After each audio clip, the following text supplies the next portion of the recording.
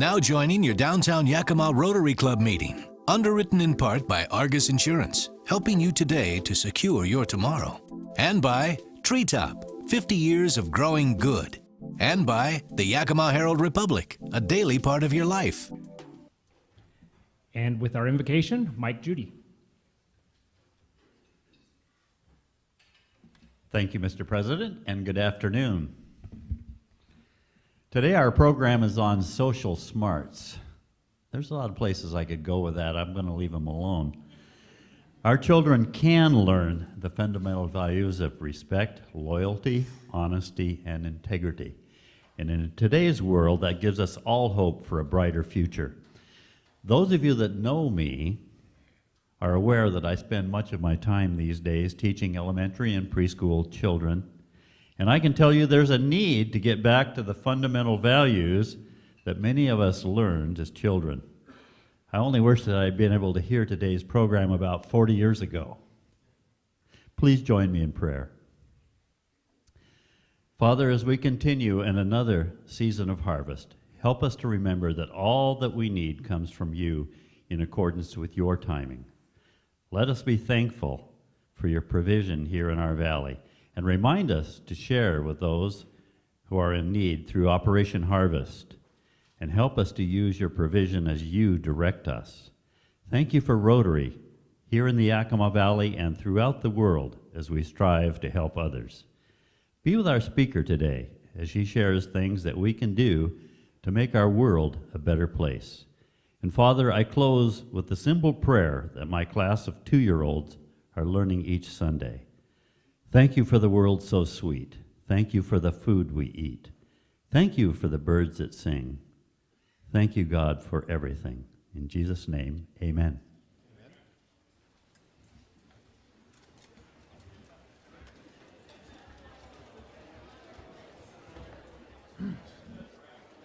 Thank you, Mike.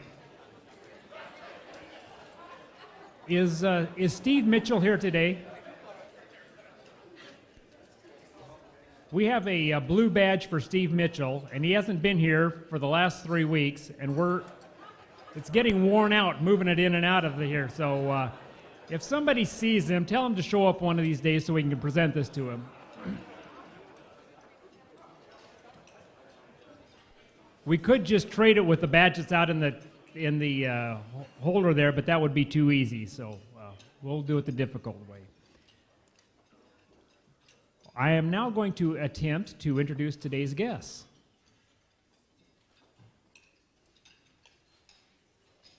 From the Interact Club, we have Miranda Mackey and Aaron Bryan. Is that true? Would you please stand, and we'll hold our applause until the end. Is the last name Bryan? Breen. Thank you. Guest of Doug Corcoran. He has 2 guests today, John Rose and Michael Friedline. A guest of Jim Beckett is Glenn Warren. Our exchange student from Holland is Oscar Chiaradia. Not bad, huh?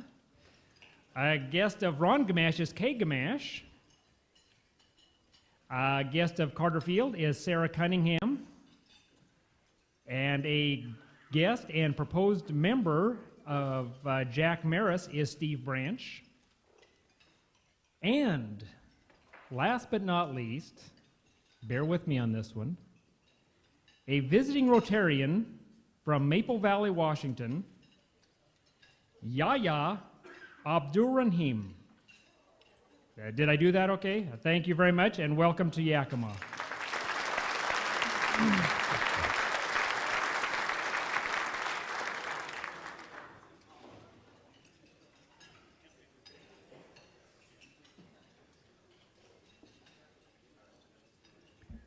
Okay, we will now have a classification talk by David Kirby.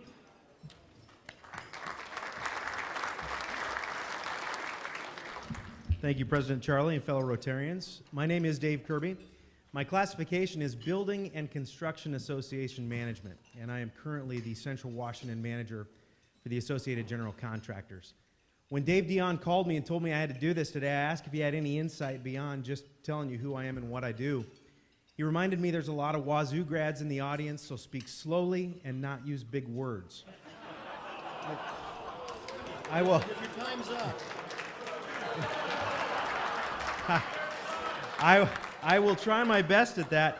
He also said after that I may want to bring some $1 bills. In case I offend someone, this will help smooth things over. So we'll start with that right there. Grew up in the Yakima Valley. I went to West Valley High School, on to Central Washington, and then ultimately to Willamette Law School. It's what I thought I wanted to do. It took me about a year in law school before I realized that I was too nice of a guy to be an attorney. And I don't think that deserves a fine, really, but thank you. It was during this time, though, at Willamette that I started to volunteer for Young Life, and I know many of you know that organization. Some great things happened. I met my wife through Young Life.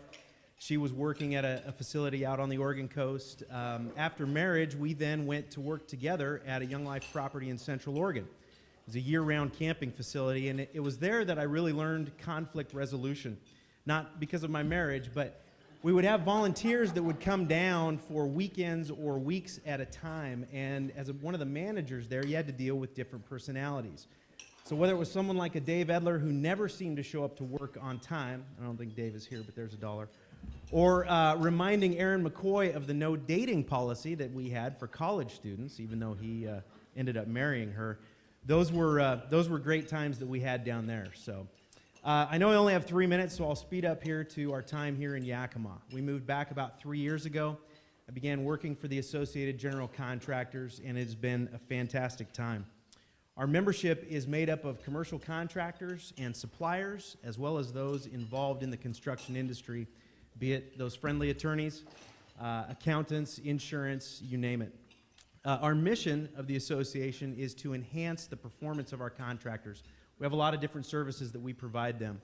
We also attempt to try to cultivate a better environment for construction, which, as many of you know, in Washington, that's a hard thing to do. We are one of the oldest and most respected associations in the nation for construction. It goes back all the way to 1918 back in Washington, D.C., and it really is our members who make that difference. So many of those folks are involved not only in changing the face of construction here in Yakima and beyond, but they are also pillars of our community, actively involved. So many of those folks here in Rotary, past presidents, our current president, and others. It has been a privilege not only to work for these folks through my position with AGC, but for the last 2 years to serve alongside them at Rotary. Thank you very much.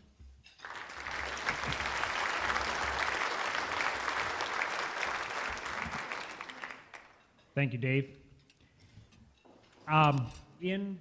Next week, we will be having our District Governor, Dave Stambaugh, come to address our club, and we might need a little refresher course on how to act in front of a district governor. So with that, we have Assistant District Governor Darrell Blue.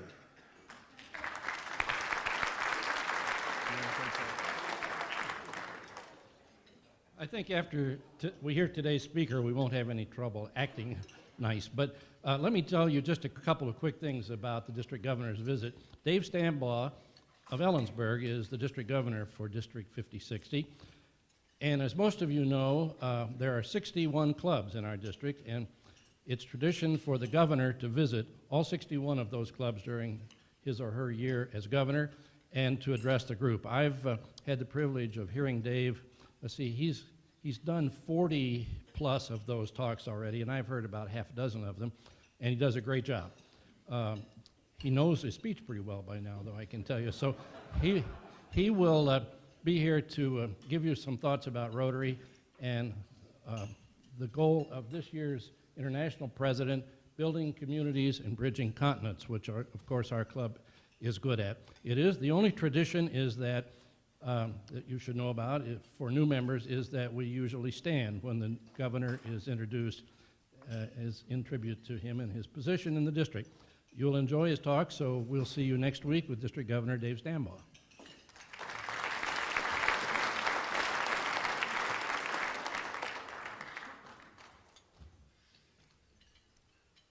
I now get the privilege to introduce a new guest to our new member to our club. Ryan McNett was born October 25th, 1977 in Elmira, New York. He attended elementary school in Elmira until his family packed up and moved west to Yakima in 1989. Ryan attended Wilson Middle School and graduated from Eisenhower High School in the class of 1995. During his school years, he was very active in sports, playing football, baseball, and basketball. After high school, Ryan took a helper job working for a plumbing company in Yakima for the summer, while also working at Ace Hardware as an assistant manager. In 1998, he was blessed with his first son, Ryan McNett Jr., and they call him RJ, which was one of his proudest moments. After working as an apprentice plumber, Ryan took the Washington State Journeyman Plumbing Test. He passed the test the first time and became the youngest journeyman plumber in the state of Washington at that time. In 2001, he joined Apex Plumbing and Mechanical Piping under the tutelage of Wes Morris. That same year, he was blessed with a daughter named Emily. Ryan worked as the field foreman on new construction projects and remodels in the Yakima Valley. He took the position as manager of Apex Plumbing in 2003. In 2005, he welcomed his third son, Caden McNett, and then 16 months later, had a daughter, Madeline. Are you done? Finally figured it out. No,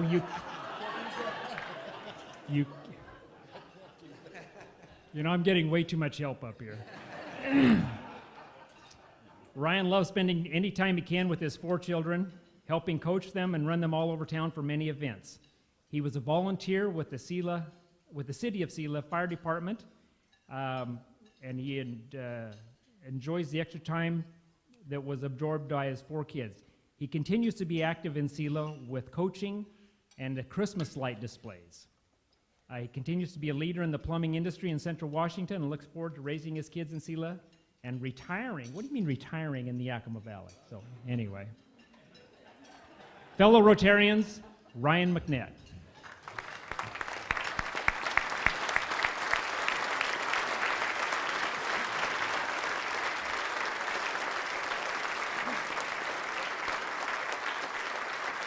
Ryan, we have a red badge for you that will turn into a blue badge once you go through the education process.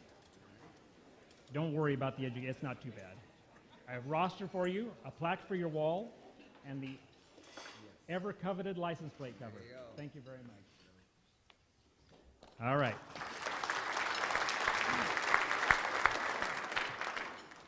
And now to tell us about Operation Harvest, Matt Martinkus.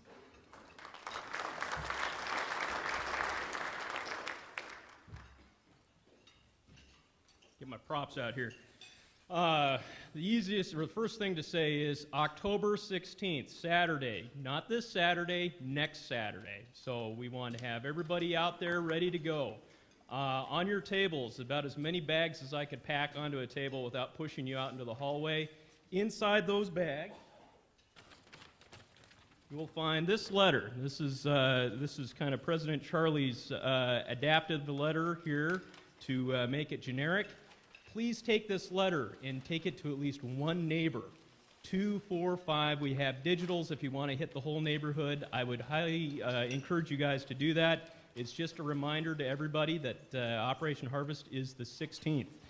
In your bags, I have given you either an item of non-perishable food or an all-important sundry item to remind everybody that that's what we're going to do.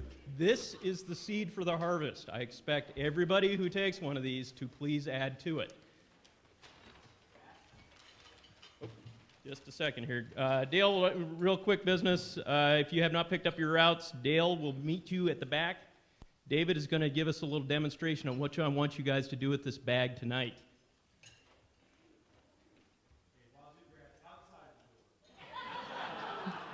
Actually, Dave, that would be inside of the door. As a Wazoo grad, I feel I should point that out to you. That is to remind you, for the next couple of weeks,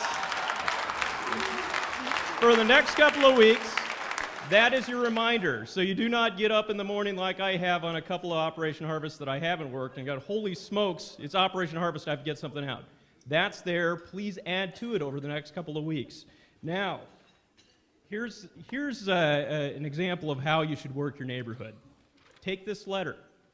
Who are my neighbors? Where's Frank Bacon? Where are the Picottis? All right. There's Michael Moore. Labertons are here, I hope, as well. Anyway, our Operation Harvest begins a week from tonight, and this is what I'll be putting on my porch. So you guys come out, let's go work the neighborhood. We'll take these things out here. We'll toast Operation Harvest. I encourage you guys all to have an Operation Harvest party. If you have a bag of grocery bags like I do, you should have plenty of things. Throw some stuff in it, bring them to your neighbors just like I've done here. Have them seed the harvest, tell their friends, tell their neighbors. It's not that that people don't want to give, it's I think that people forget to give. So we've got to get the word out. Thank you very much.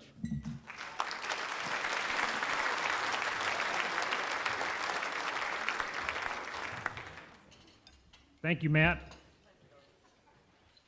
And here to talk to us about the Rotary auction is Bill Wheeler. Thank you, President Charlie. On your tables, you'll find some green sheets. Many of you who have not given a physical item to be auctioned off have made cash contributions, but many of you have not. I've called a number of you, and you've responded well. I've left messages with at least 70 members, and so far Carolyn tells me they're not coming through. So we believe that if you haven't given an item to be actually auctioned off, that it would really be perfect if you would make a cash contribution instead. The cash part of the auction is very important, and we need to Doug Picotti's sweating bullets around here because we haven't gotten enough in yet. So please take the green sheet and make your commitment on it, leave it on the table, and we'll pick it up afterwards. It's really quite important, and now's the time. You can write it down. Carolyn will invoice you along with your regular statement, and we'll make the Rotary auction even more successful. So please do it right now if you would. Thanks very much.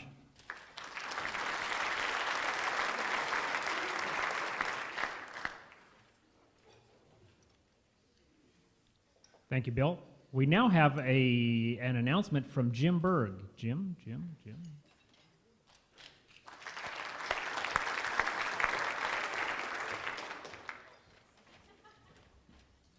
Thank you, President Charlie.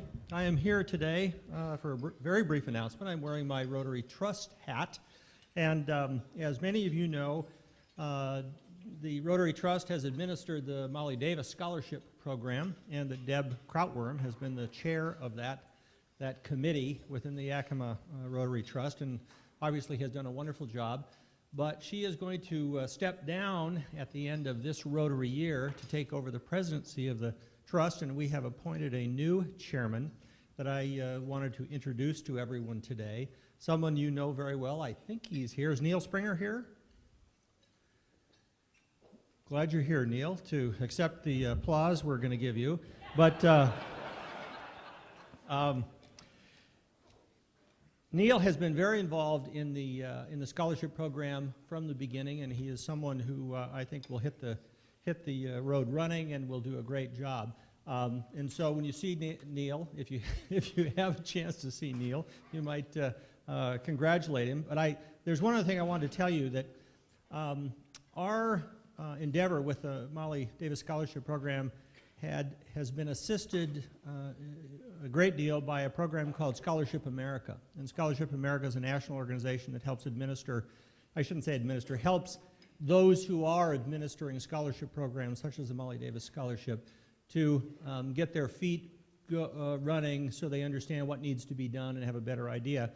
And the representative who has overseen our activities on behalf of Scholarship America is a woman named Amy Nelson. And Amy came up and met with us about 2 or 3 weeks ago just to have kind of an audit of what had gone on this year, our first year. And she said that this year there were 83 new scholarship programs that Scholarship America helped activate. and that ours was far and away the best in the country on all categories. And so Deb Krautworm was and still is our chairman, and so I want to give her a hand. Thank you. Thank you. You know, I'm kind of looking forward to hearing our speaker today, Corinne. She's going to be talking about etiquette and things like that. And I got to thinking about how etiquette has actually changed over time. You know, it used to be that when you saw a woman approaching a door, you grabbed the door and held it open for her as a gentleman. Nowadays, if you do that, you might get a strange look. But, you know, etiquette has just changed along with technology. And, you know, to me, the biggest culprit right here has got to be the cell phone. I mean, we've got some new rules that are in place just simply for cell phone use. I mean, picture President Charlie sitting in Sunday church service when his cell phone loudly goes off. Does he, A, answer the phone and carry on the conversation as he exits the church? B, does he turn off the phone as quickly as humanly possible? Or does he allow it to ring through to voicemail since he sees the caller ID area code as 666? Now, of course, we all know the answer is B. He's going to try to get it shut off, and, you know, knowing Charlie, he's probably got the thing shut off anyway. But, committee, I just wonder how many other people might have forgotten to turn their phones off before a business meeting. Shall we try? Let's see what happens out there. Very good. I didn't even see anyone bustling to go to their pocket to try to shut these off, so give yourselves a round of applause for following the business etiquette rules of Rotary. Very nicely done. Now we got time for a four-way test, though, here. The new rules of the road say that you must use a hands-free device when talking on a cell phone while driving around in your car. Four-way test applies. How many of you, since the law has changed, have been on the phone while driving in your car not using a hands-free device? Make sure you have $1 in that hand while you raise it.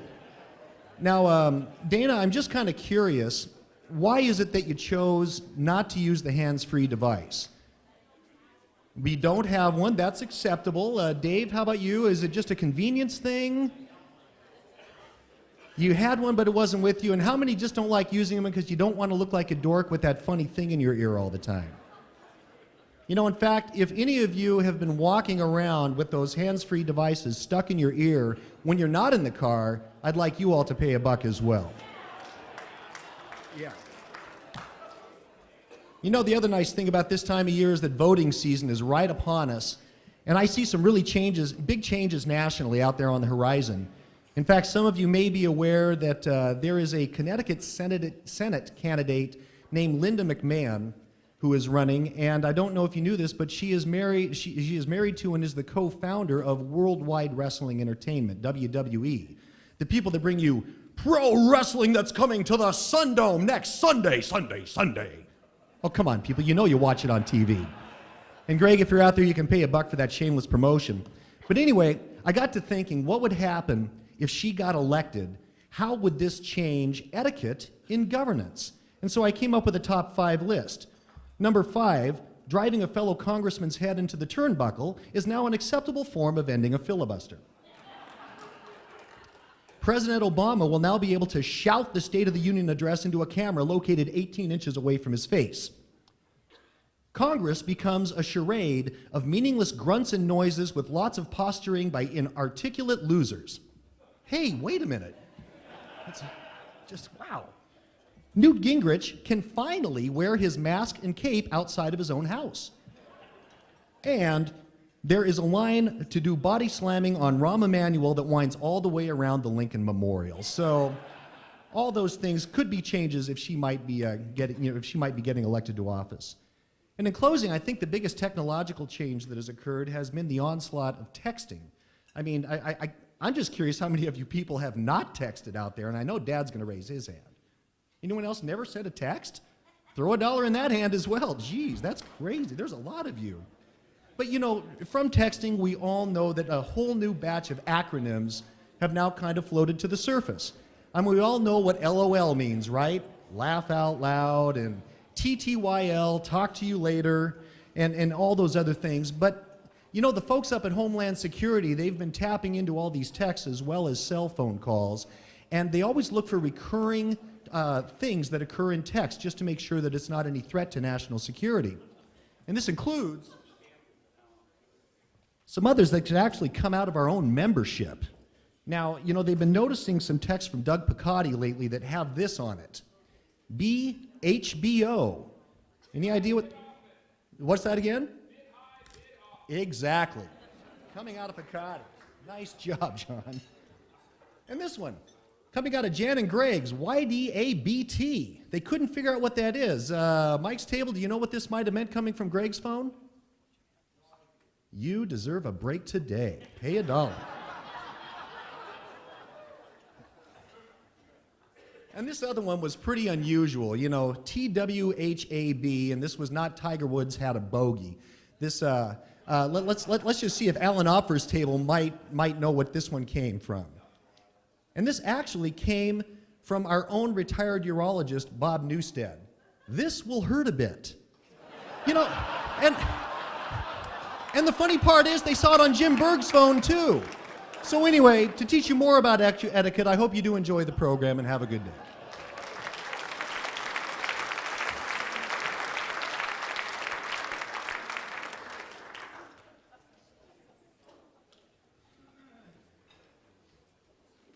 Thank you, Doug. Great job. And now to introduce today's speaker, Helen Mariskin. Thank you very much, President Charlie. It's my pleasure to welcome fellow Rotarian Corinne Gregory, who is the president of Social Smarts. She is all about putting the civil back into civilization. This is not, don't worry, this is not going to be about table manners or etiquette, although after your performance, Doug, maybe some of it should be about etiquette. It's all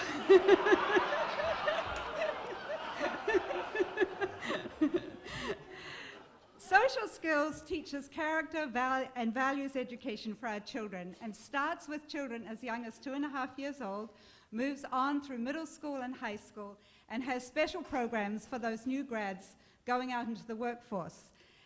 Corinne came to the attention of Rotary because she has incorporated, well, for many reasons, not the least of which being a fellow Rotarian, but she has incorporated the four-way test into a lot of the curriculum and was featured in the Rotarian magazine for February of 2010. She has a new book, It's Not Who You Know, It's How You Treat Them, and that will be available after we close today for a Rotarians discount out in the front lobby. Please join me in welcoming Corinne Gregory.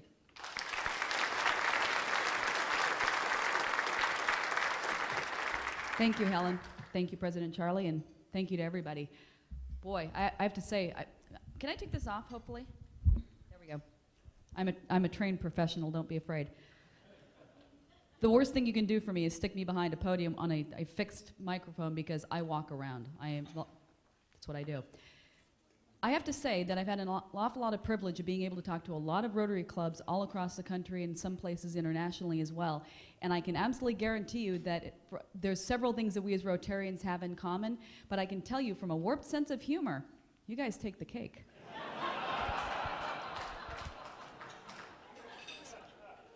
But what else do we have in common? By the way, I do have a lot of information to get through today with about 25 minutes. Thankfully, my husband is actually a world-renowned charity auctioneer, so he's taught me how to walk fast. So let's get on with this. Besides our warped sense of humor and the fact that we come together as family, can anybody tell me what is one of the primary things that we as Rotarians have in common, regardless of whether we're here in the Yakima Valley, go back over across the mountains where we Mossbackers live, or internationally? What is the one thing that really binds us as Rotarians? Can anybody guess? Okay. How about this? Service above self. How many of you meant to say that or did say that? Perfect. Good. So you passed the first test, and this is about education, so it's a good thing.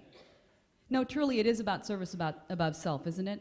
And it's really nice because it's one of the things that connects us regardless of where we are at any point in time. Now, why is this important? One of the primary ways that we embody that is the four-way test, truly.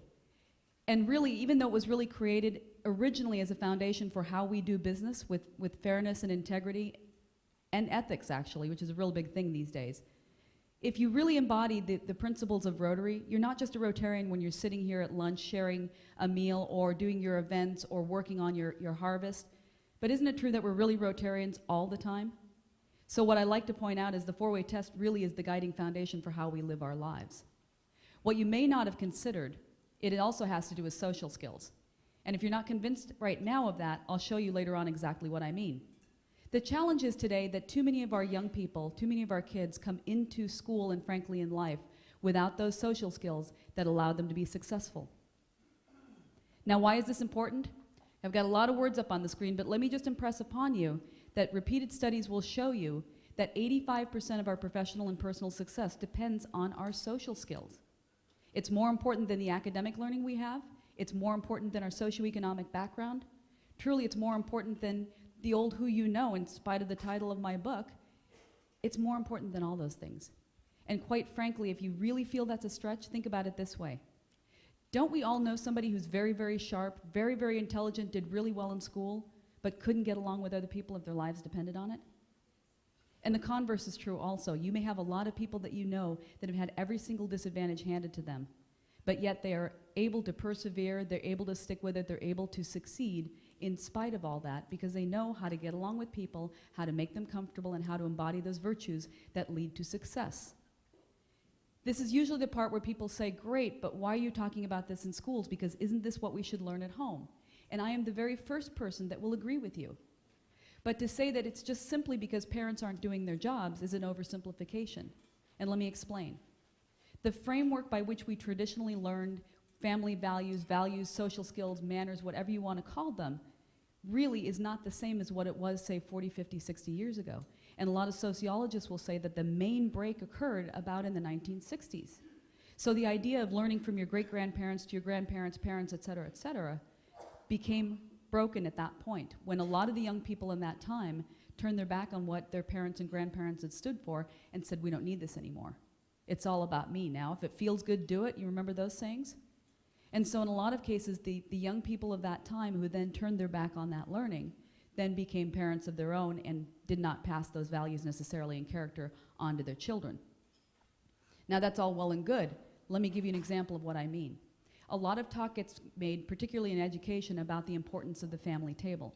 And the family table is hugely important. In fact, some of those things that we do at family table are the things that we do here in Rotary day after day when we meet together, right? It's not just about sharing a meal.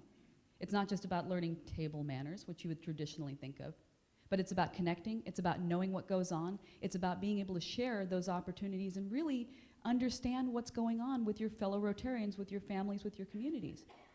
Nowadays, the family table too often is actually the back of the minivan, is it not? As mom and dad are driving kids from one activity to another. You don't even really learn table manners anymore because you've been given all the weapons you need to grab the food out of the bag, right? And conversation, we don't need that. We have these nifty little DVD screens that we bring down to keep our little cherubs busy, so there isn't even conversation anymore. So the family table is a very, very key symptom to what's going on in the rest of society. Now let's talk about discipline for a minute. Divided discipline, if there's discipline at all, can happen very much in divided households. Now I'm not saying that it's good or bad for divided households. The reality is we have them. But they become a challenge on discipline because very often the consistency, the continuity in discipline doesn't really occur anymore. And we've also had that other little bane of childhood rearing called the self-esteem movement, which says that we're not going to discipline our children too hard because we don't want to squelch little Johnny and little Susie self-esteem, right? So it's really cute when little Johnny and little Susie are running around and somebody kicks them, an adult in the kneecap, and they go, they're so cute, they're precocious, so full of energy. Maybe cute when they're 2 and 3, but when little Johnny and little Susie become 14, 15, 16-year-olds old, and their self-esteem is budding out all over the place, and you as a parent say, young man, you will respect me. Not so cute anymore, is it? Respect? Probably not. Let's talk about increasing diversity and globalization, particularly key in an area such as here that is very diverse and very globalized. Now again, we've been a melting pot ever since the beginning of our country, so I'm not saying this is bad. But the more different cultures and different mixes that you have coming together, there has to be a common framework by which we communicate, share information, and at some point do business. It makes it very, very challenging when everybody's kind of off doing their own thing because ultimately the marketplace will impose a certain set of standards on you. The rise of the me generation, we can talk a whole lot about that, but the reality is that too often nowadays our younger people are becoming increasingly self-centered, self-absorbed, and with an entitlement mentality. And I'm sorry, the Constitution does say that we deserve the pursuit of happiness, but nowhere does it say that we are automatically entitled to it. And so these things become challenges. Political correctness is another symptom of that, where it says if you are not sensitive enough to be careful and not offend me, then shame on you. It's all about me. Don't offend me. Negative media influences, I don't need to go into detail, but I don't think there will be a single person in this room that would disagree that our media has not done a single thing to help us in the tide of decreasing incivility. 2 words if you don't believe me. Janet Jackson wardrobe malfunction. Okay, that was 4. Why are schools? Frankly, our schools are suffering. Whether you believe this should be taught in the household or not, the reality is our schools are suffering. Now, do you recall, those of you here from Washington State for the last 2 years plus, do you recall when Terry Bergeson was doing her re-election campaign and she made the claim in the media that 92% of our high school seniors were graduating proficient? Any of you remember that? Some of you? Sounds really great, doesn't it? And I'm not a glass half empty kind of person, but I immediately went to the other side and said, do you mean to tell me that we are graduating 8% of high school seniors that are not proficient in those things that we said they needed to know before they got out of high school? What's up with that? More importantly, if you look at the statistics, there are statistics that will show that of those seniors that graduate high school, a full 50% of them have to actually return and do some form of remedial high school education in their first years of college and university. So it really worries me. 50% of our high school seniors now in college have to repeat what they learned in high school. Makes you question that 92% proficiency. We also have a very high dropout rate. 25 to 30% on average in Washington happens to also be the national average, up to 50% in urban areas. And you know that those 25 to 30% that aren't getting through the system are certainly not proficient. Bullying, harassment, and other school violence. Normally I don't spend very much time on this particular area, but today I think it's particularly important because right now this week there has been a heightened emphasis on the issue of bullying in schools. Very much so. You've seen Dr. Phil will be doing another segment on it today. Anderson Cooper did AC 360 about it. Ellen DeGeneres did it. There's any number of conversations about bullying and suicides due to bullying. And the reality is we spend billions of dollars on anti-bullying programs and policies in our school, but yet our students, our children today have a 1 in 4 chance of still being the victim of some form of school-based violence before they even get to high school. Now do me a favor, how many of you have kids or are involved with kids who are in ages 12 to 18? Raise your hand just for a sec. And keep them up. Now look around just for a minute. Because if you know kids in ages 12 to 18, 1 full third in that age category will either admit to having been bullied or being the bully. It's an epidemic, and it shows no sign of stopping. Teacher burnout and turnover. We do hear a great deal in the media and other places that teachers are underpaid, and I'm not going to have an argument here about whether or not they are. That's not my point. One of the things we don't hear about, however, that consistently within the top 3 reasons for why teachers leave the education system is because they get burned out with discipline and behavior management. We have issues with the achievement gap. Our low-income and minority students, in spite again of the billions of dollars we spend on trying to narrow that gap remains a chasm. We have issues in terms of funding for education. We all understand, too, that we do not have enough money applied to the education system to make the right things happen. But it's particularly critical, and I'll show you a chart in a minute, to explain that what we're doing with our education dollars is potentially not underfunding them, but underutilizing them. Very big difference. And students not prepared for the job market. The #1 complaint right now of employers of the young people in the job market is that they lack the soft skills to succeed in the job place. So this is a chart I like to pull out because it's from our own Washington OSPI, and it talks specifically about the issue of underfunding for education. Because the argument would go, if we spent more money on educating our students, that we would automatically receive higher outcomes in education and academic achievement. When in fact, this particular chart shows you the school districts, those little dots are all the school districts in Washington State, 10th grade math, and you'll notice at the bottom, there's a line there that basically shows what we're spending to educate a student for 1 year in the state of Washington. Now, can anybody tell me what that particular pattern looks like? You guys are in Yakima, I know you've got some hunters out here. Shotgun blast, right? And if you're not a hunter, that's paint splatter. Somebody paints, right? What does this tell you? It tells you that there is no direct correlation between the amount of money we spend on educating a student and their actual academic achievement. And if you doubt that, Washington, D.C. Public Schools is the district that spends the most money on educating a student for 1 year, over $22,500 a year. I ask you, are they known for their academic achievement?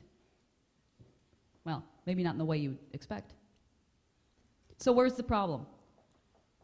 If it's not the money, here's part of the problem. Teachers nowadays, unfortunately, have to spend entirely too much money on things having nothing to do with teaching. There are statistics that come out from 2004 and another one I'll show you from 2003, which are still valid today, that indicate that 43% of teachers say they're spending more time managing classroom behavior and discipline than they are actually on teaching. And if you don't like that one, how about this? 7 out of 10 students are saying that discipline and behavior management is a significant problem in their schools. Now, if you consider the school as a place of business, and a lot of you are business people here, imagine if 70% of your customers were saying that they had a problem with your end product or your service or your process. Would you feel that there was a problem? The students are the end user customers of the educational system. And I can tell you, every single stakeholder in the education equation are feeling the results. I mentioned earlier the thing about taxpayer money, underutilized taxpayer money. This is a chart. Oh, before I go on, any accountants out here? You see any accountants? Bankers? All right, I'm reasonably safe. The reason being, somebody asked me once, how much is this actually costing? And I said, well, I don't really know. I'm not really the spreadsheet kind of gal, but I'll put one together. I'll quote you some numbers, and I will tell you right now, the numbers that I quote you are not the ones on here, but you can go onto our website, socialsmarts.com. We have an interactive calculator. Put your own numbers in and get your own results. There's no little green man behind the screen. Let me tell you conceptually what this means. We know that publicly available how much a school spends every year to educate a student, right? That's a very big number, and I'll give you Lake Washington School District's number. From 2007, $8,157 was spent to educate a student for 1 year. And that number rolls up from a whole bunch of other numbers. So we said, what if you just took the teaching line item and applied this to this particular chart, and we took that statistic that you see in some of those brochures around, the public agenda one, that said 43% of teachers were spending more time? Well, what we basically said is if you only take the amount of money, if you will, productivity loss, for the teaching line item, let me see if I can get my pointer to work here. Ah, yes.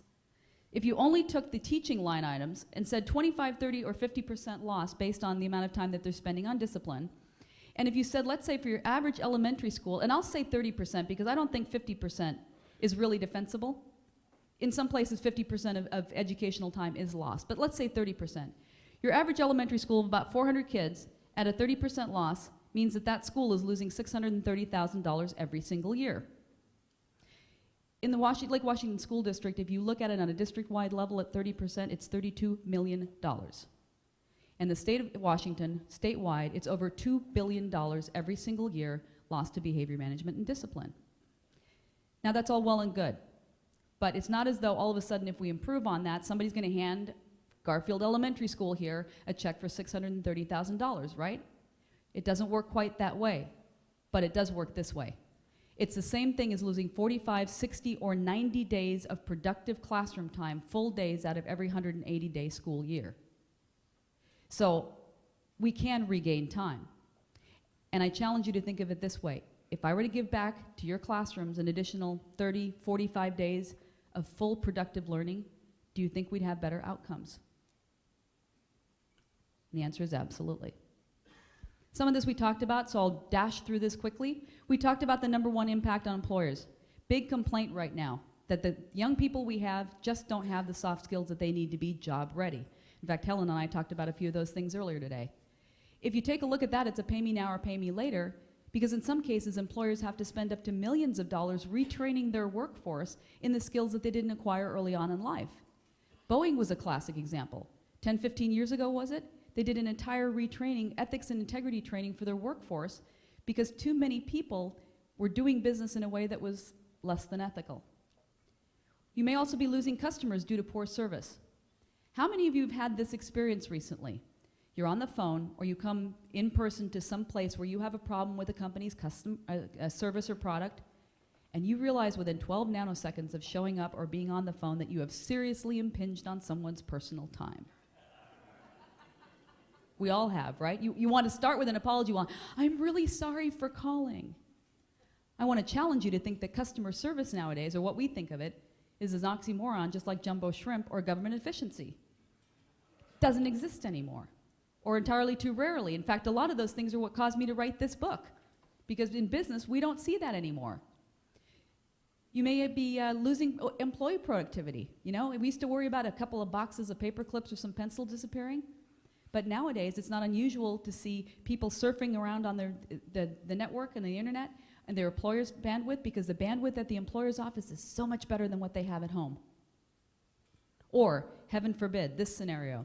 You have the company leased vehicle, you are driving around, you're taking a long lunch, you pick up your dry cleaning, and oh, by the way, you forget to turn the GPS off when you're at the local strip bar. It happens. It gets in the paper all the time. Oops. Challenges in managing a team of individuals. How do you build a productive team in the true sense of the word when every single one of your team members knows that they are the brightest, most brilliant one in the box?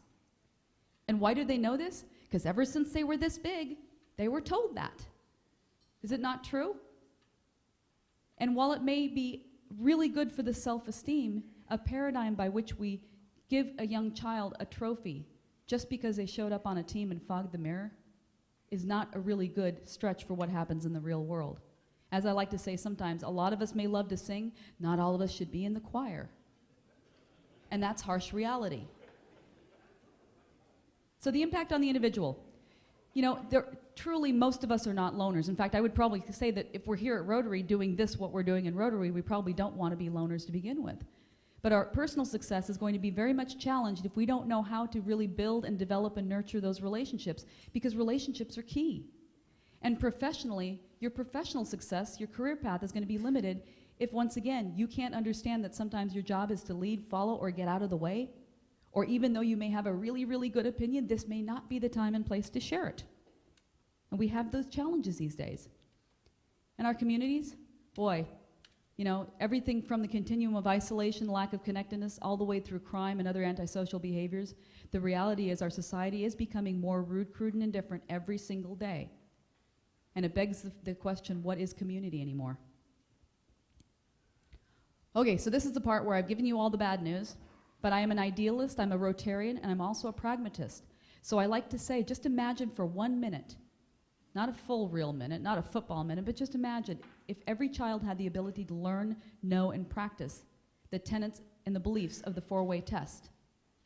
Don't you think it'd be a better world? And that's what I wanted to show you. I said that the four-way test has to do with social skills. Now, this is the mapping out of our curriculum, so I'm not making this up on the fly. But you might recognize those 4 points, and let's look at them from the character underpinnings of what they stand for.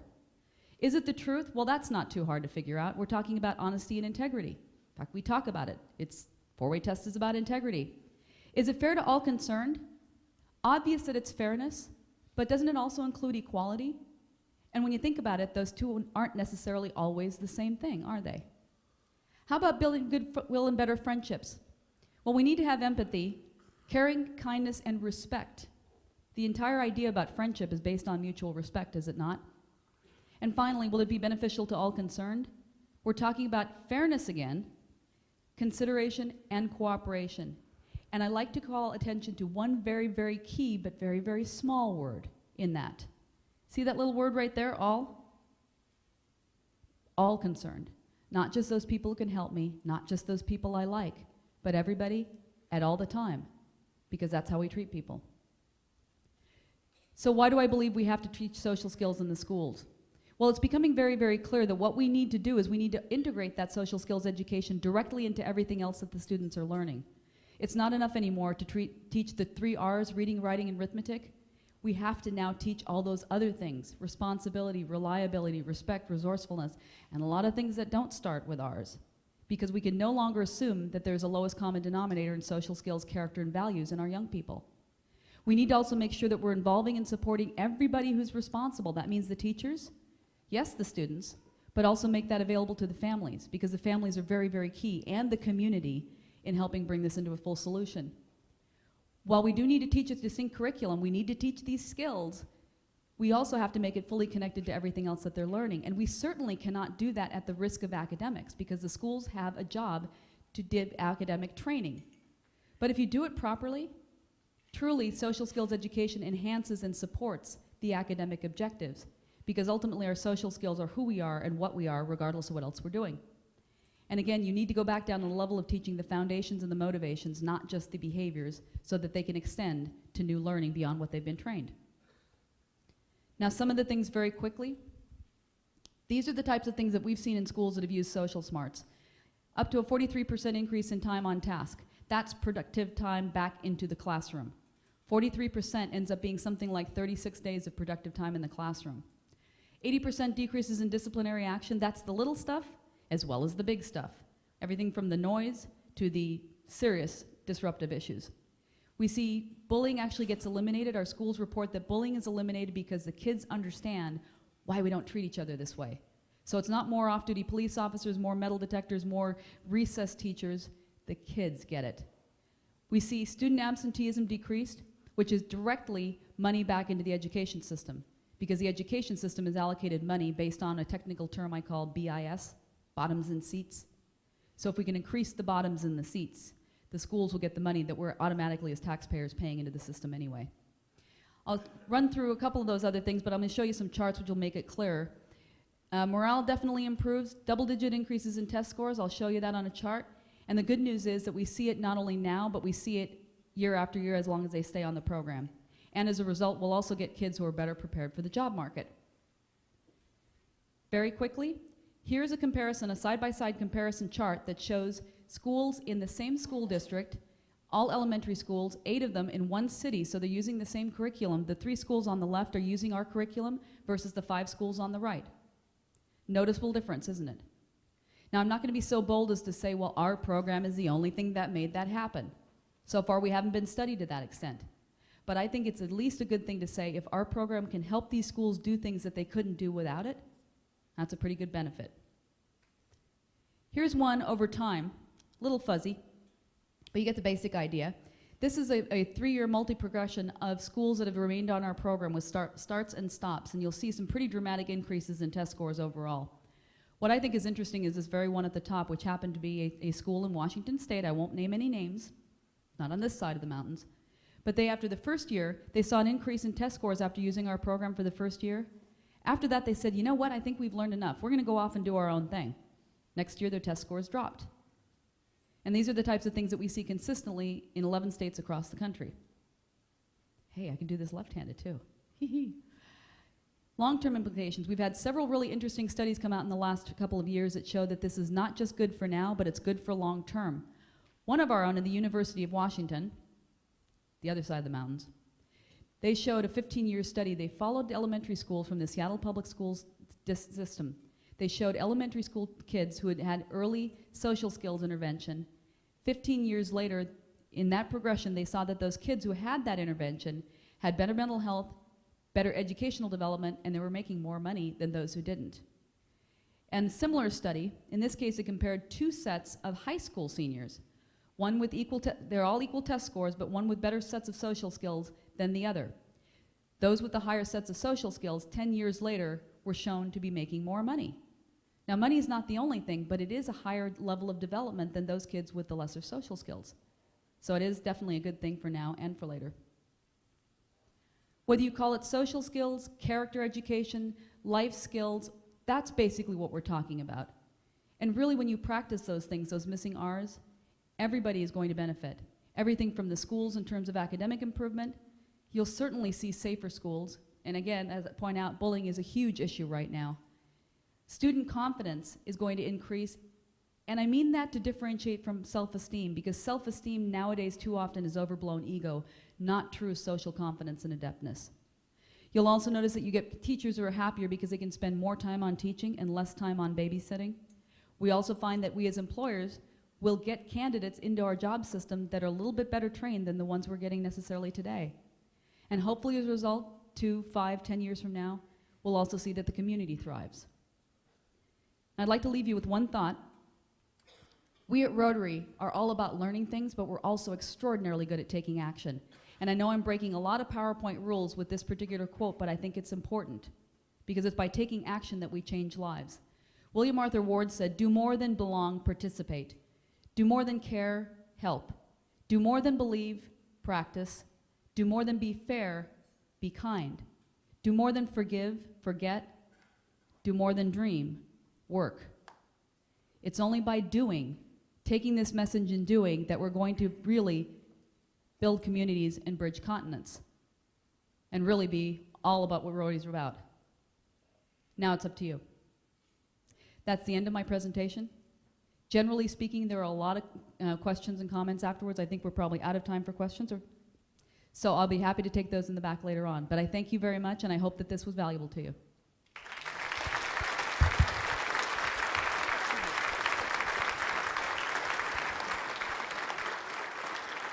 Corinne, thank you very much. And we have a Rotary apple for you today.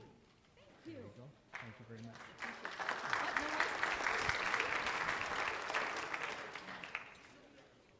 much. Remember, next week we have District Governor Dave Stambaugh here. And after that, we have Garth Gustafson with the Hope for Cambodia. We'll be back here at the Convention Center. And in 3 weeks, we have Rob Weller, inventor of the Wave TV personality. What does that mean? Okay. Afterwards, we have committee meetings with classification with Bob Redmond, right down here. And with that, we're adjourned.